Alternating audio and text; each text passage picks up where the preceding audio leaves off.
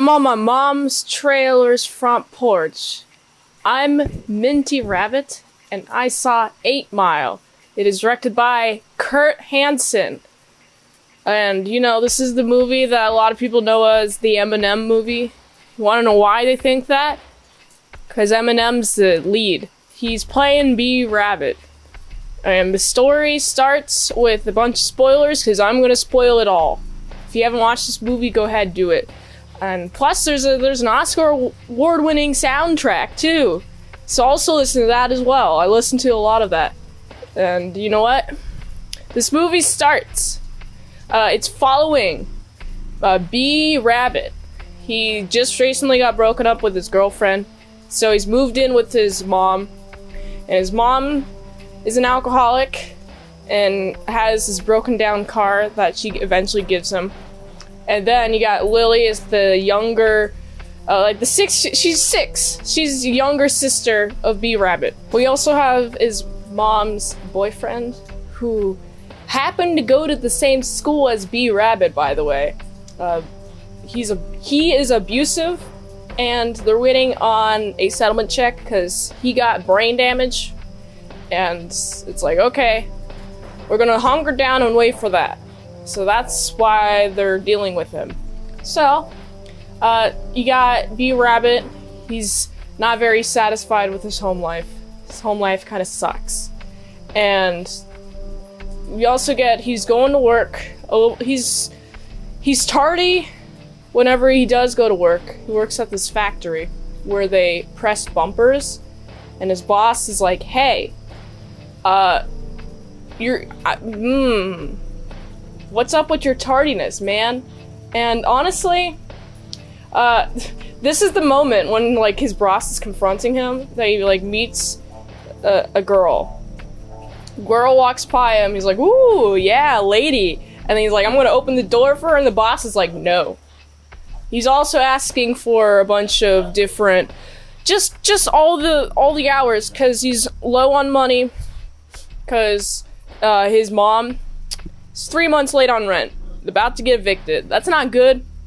Also, what happens during this, he's got his friend Future. His friend Future signs him up for a rap battle competition at this cool place. It's pretty cool. I like the interior of it.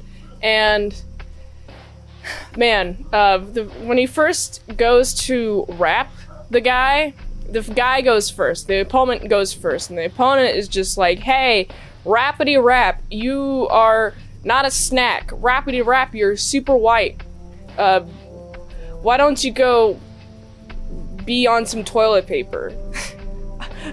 Those aren't his bars, but you know, it's the sentiment is he's very white on 8 Mile, which is, and he like struggles, you know, he's big struggling, and because of that, B Rabbit stands there and he gets choked. He's choking. He won't say anything. He's just kind of like this the entire time.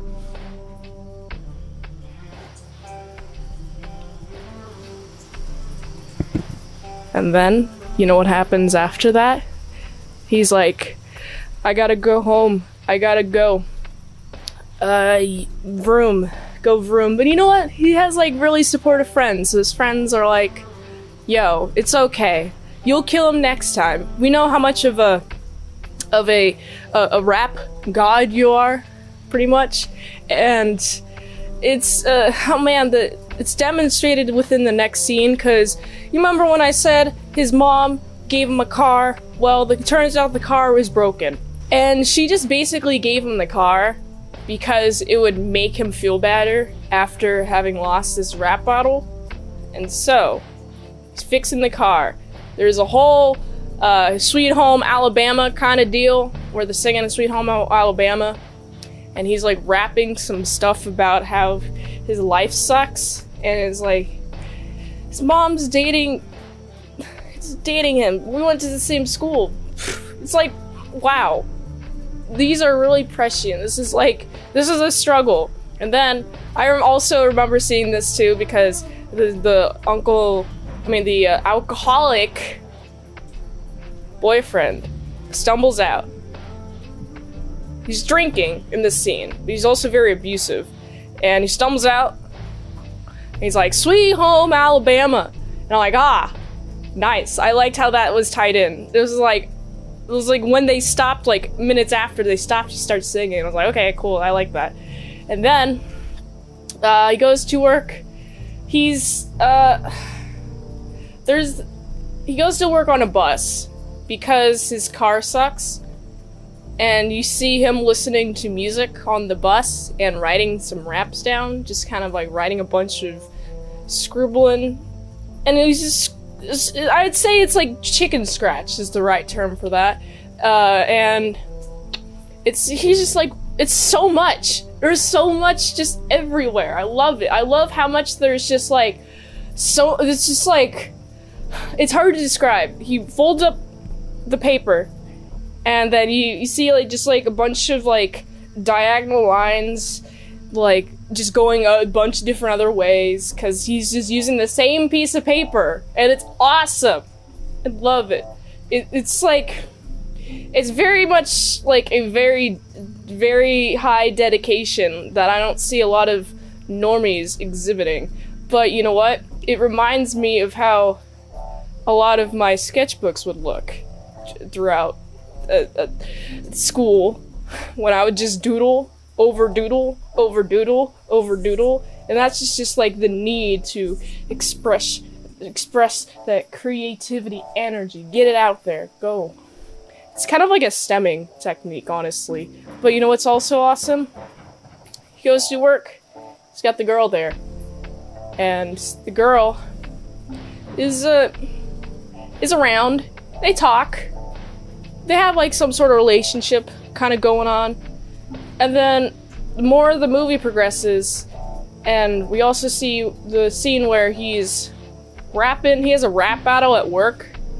Well, he doesn't start the rap battle, just a bunch of people are in a cypher circle, and they're just rapping, and then he's like, okay, I gotta school y'all. Let me deliver some sick raps, some sick rhymes, and kind of school y'all. And it's pretty great. He kind of like knocks it out the park. The girl's there. Her name is Alex, by the way. And they have a lot of sex in the warehouse. Okay, when I saw this scene, I was like, wow, there's a lot of space in a warehouse that isn't being used by humans. It kind of gets me wondering, what else is back there in a warehouse? Like, is there like rats? Rodents? It seems to be a lot of unaccounted for space. And it's just like, wow. I could only think about the animals, the potential animals in that warehouse during that scene. But then, we get to see, riding in a car. The cars got fixed, and you got the paintball scene, which is super fun. Pa-pow, pa-pow, pow, let's go paintball. And then B-Rabbit is driving a scene. He's like, all right, take this gas, take the steering wheel. And so it's like, oh, okay. So he climbs on top of the roof and starts like shooting, but they're like, one of the second thing that he shoots is like a police car. And they're like, oh no, oh no. And then they hear sirens, and they have to like pull off somewhere. It turns out the car just kind of breaks down there. But he's like, oh no, the cops are on us. Not the cops, but the cops go fly by. It's not even the same cop car. So it's like, wow, they really just got away with that. That was pretty rad. Same group of people later on. Also driving by. Oh, speaking of, the reason there's like this guy, right, that is really trying to is like B-Rabbit's connect to getting studio time, pretty much, and he's also being friendly with the rival gang from the rap battle. Free World? I believe they're called Free World. Yeah. And so yeah, they're kind of like out in the day. B-Rabbit sees them with his friend, And he's like, oh, that friend is a betrayer. He's talking to the other group of people. I'm gonna go ahead, big punch. Start a big fight in the middle of the day. And then his dumb friend, Cheddar, I'm gonna call him Cheddar Cheese. Yeah, call him that. I like that name. Cheddar Cheese. Yeah, Cheddar Cheese. He's like, alright, time to pull out a gun. Pulls out a gun. Everyone's like, yo, stop that. Please don't. Like, it takes a couple of seconds to convince him, and then he puts the gun back in his holster. Waistband, rather. And he shoots himself in the leg. It's like, dude, you're so dumb. Okay, there's so many degrees of dumb, but, they take him to the hospital. He's bleeding out. Goes home. It's like, oh, what's that blood? Well, I had, Cheddar Cheese, that guy, he kinda sucks. He was an accident. He doesn't explain it to her, but, we also see Greg finds out about the eviction notice, and Greg's like, you're gonna get evicted! You're only here with me to get the settlement check, or something. And he pushes her. B-Rabbit's like, yo, don't touch her! Starts fighting him, which is pretty noble, honestly. And gets to the point where it's like, they're fighting, and Lily is the younger sister, the 6-year-old. She's crying underneath the table. And Greg leaves. And B-Rabbit's mom, very distraught. She's like, blaming B-Rabbit. It's your fault that we don't get that settlement check now that we won't have be in lovey happiness. But it's like, he's very abusive. But, okay. It's quite sad. But let's go back to the guy, the guy that betrayed them by hanging out with the other group of people, leader of the free world. That guy, his name is Wink. And he goes to the studio, which they are at. And he walks in with Wink and Alex, the chick that he thought he had a relationship with. They're banging. And so he's like, I'm gonna beat you! I'm gonna beat you!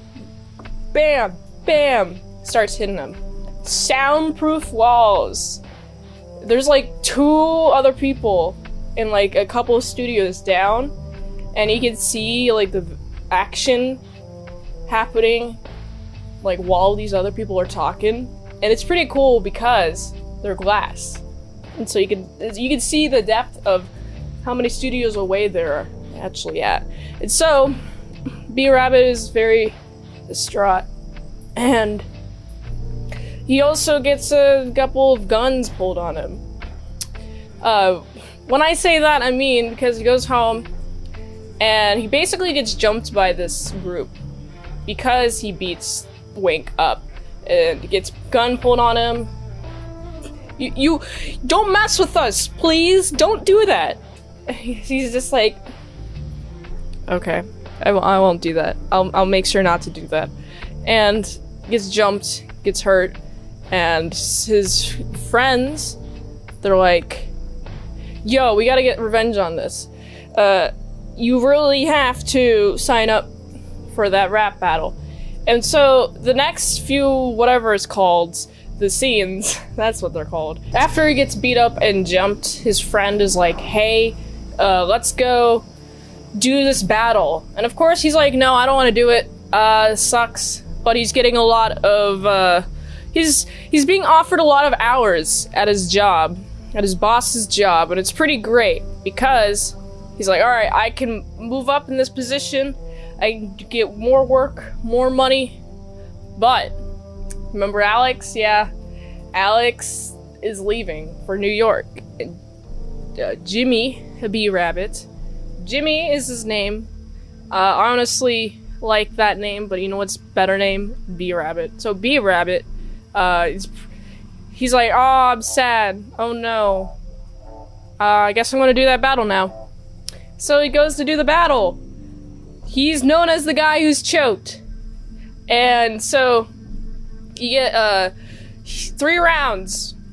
A couple of guys are going ahead of him, and he's like, "All right, I got this. Rappity rap against me." His competition is like telling him, "Oh, you're white. Oh, you choked. Oh, this is gonna be easy because you choked. Oh."